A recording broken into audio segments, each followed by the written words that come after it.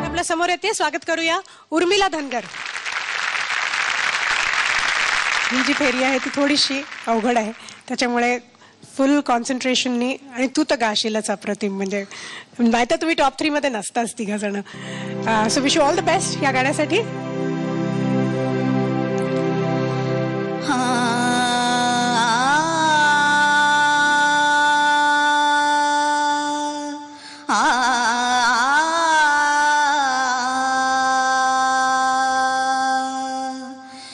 दरबार जुना ह्यो हंड्या झुंबर नव मध्यान रातीला ता लावा अत्तर दिव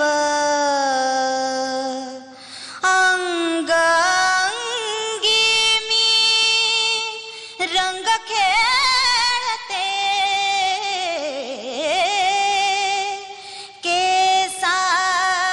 केसामधी मरवा हो पिकल्या पानाचा आहो पिकल्या पानाचा देठ की हो हिरवा पिकल्या पानाचा देठ की हो हिरवा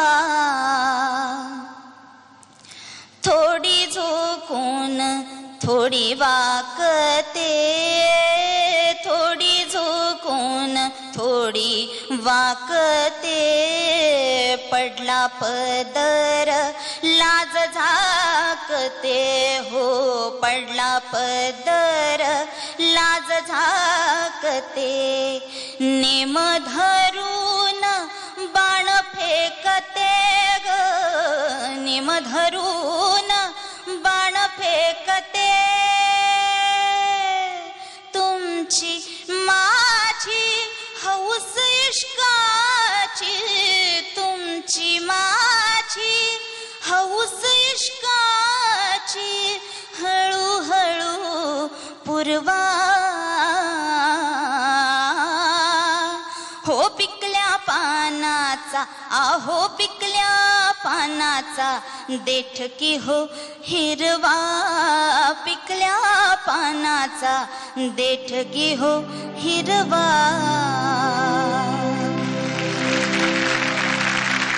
अरे क्या बात आहे, फॅन्टॅस्टिक.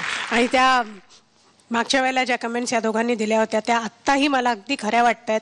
की सलील म्हणाला होता की तू फक्त ते गाणं फक्त पोचवत नाहीस, त्या गाण्याची कविताही तितकीच सुंदर तू पोचवतेस.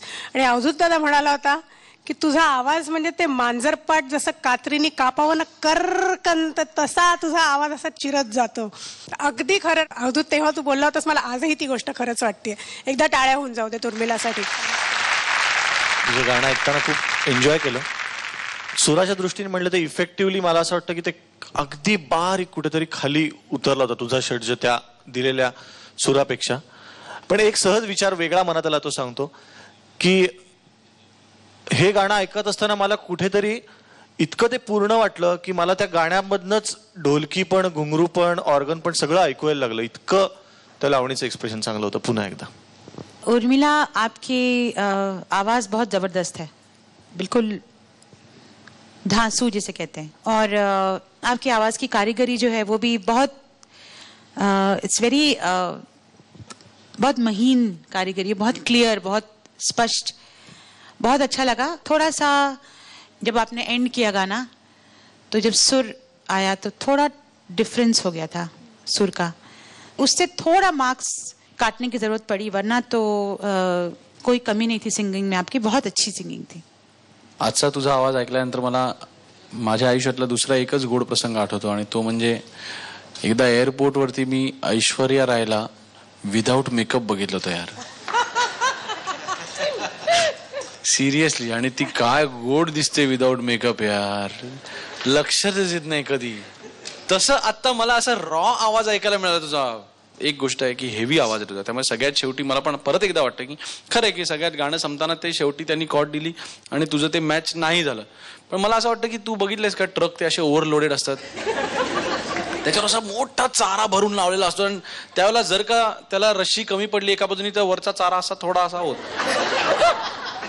नाही. बट तसं त्यामुळे तुला अलाउड आहे की तुझा आवाज एवढा हेवी आहे ना की तो जर का रश्शीने नीट नाही बांधला तर ते थोडं खाली घसरणार, ते ऑब्वियस आहे, ते हरकत नाही. पण कॉन्सन्ट्रेट कर जरासं, पुढच्या वेळेपासून जमेल. Thank you very much. Best of luck पुढच्या फेरीसाठी उर्मिला.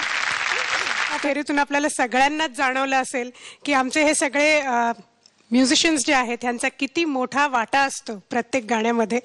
आणि अगदी सुरुवातीपासून जेव्हापासून सारेगमपला सुरुवात झालेली आहे तेव्हापासून हेच चेहरे तुम्ही बघत आलेला आहात आणि प्रत्येक गाणं जे अप्रतिम सुंदर नटून तुमच्या समोर येतं ते खरं नटवलेलं ह्या लोकांनी असतं. आज आपण सगळ्यांना प्रत्यक्ष एक एक करून भेटूया आणि सगळ्यांचं जोरदार टाळ्यांनी आपण भरपूर कौतुक करूया. कीबोर्डवरती सत्यजित प्रभू, गिटारवर मनीष कुलकर्णी, फ्लूटवर अमरो, ऑक्टोपॅडवर प्रभाकर मोसमकर, तबल्यावर आर्चिस लेले आणि ढोलकीवर निलेश परब.